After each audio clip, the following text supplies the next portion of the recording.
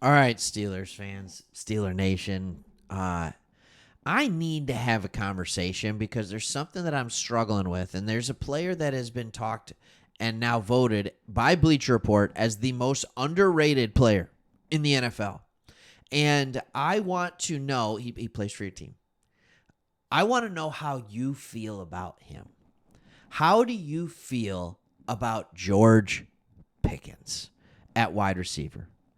I feel like he is such a lightning rod of conversation. I feel like you have this side of people that talk about George Pickens as like he should be the next great NFL wide receiver, top 5 in the league, year in, year out, at least top 10.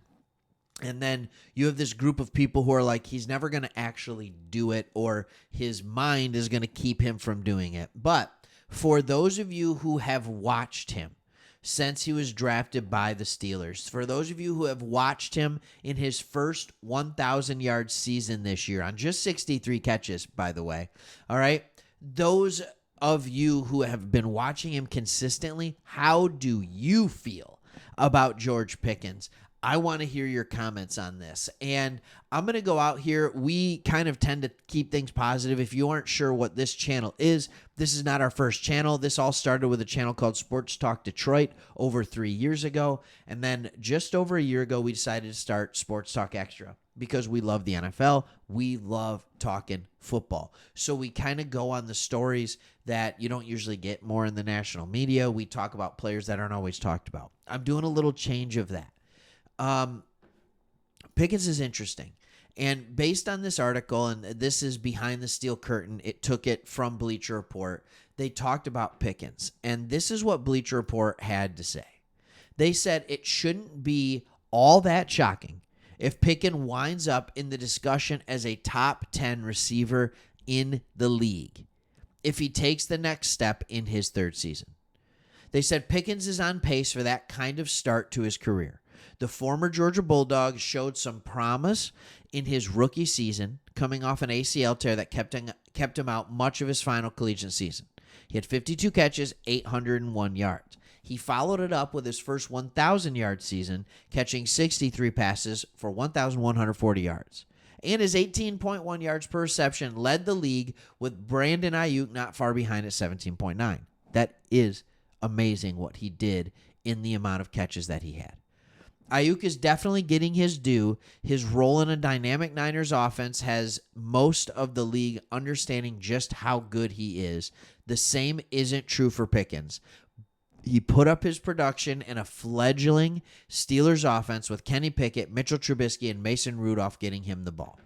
So it leaves one to wonder what will happen when he has Russell Wilson getting him the ball. If Russell Wilson is the one getting him the ball. Sorry, I don't know why I got so excited in that moment. I don't know what to make of Fields. Lions. I watched Fields for the Bears, and it wasn't good. It wasn't good at all, actually, and I think it could help. But where are you at with Pickens? When I look at certain things, some of the stats that I like to see. I like to see yards per reception, yards per route run. I like to see, do you get some touchdown production out of it? But more than anything, I like to see passer rating when targeted. Last year, Pickens' passer rating when targeted was 98.2. Is that great? No, it's not. But when you consider who is throwing him the ball, it's not bad either. The year before that, his passer rating when targeted was a 109.3, his rookie year. A 109.3. When you think about who is targeting him the ball in that one, again, that's pretty darn impressive. I'm sitting here and I'm looking at his athleticism. He's a 6'3" wide receiver, all right, about 200 pounds. He has good speed, great speed, according to, I'll just show it to you, according to RAS. All right, and I don't know how he got this old school RAS one. It's not like he was drafted 10 years ago. It's really weird. RAS, they put out so many different graphics, right? So he has a great speed at 4.47 with good splits, especially in the 10-yard. And what was kind of surprising to me was his lack of explosion in the vertical, because he is a contested catch monster. Like, that's what he does. So he's athletic. He's a contested catch monster. He does a lot of things really well. So do I think he's going to have that 12, 13, 14, 1,500-yard season that we often see from a breakout wide receiver? And the answer is a very strong, very sheepish, maybe. And don't judge me. I'm going to tell you why. It's simply right here. You brought in Arthur Smith to be your offensive coordinator. Now, do I think he's better than Canada, I know. Yeah, maybe.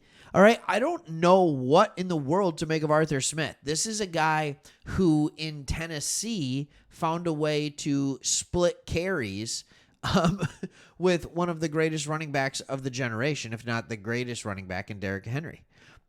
This is a guy who in Atlanta just refused to get Kyle Pitts and Drake London the ball or Bijan Robinson.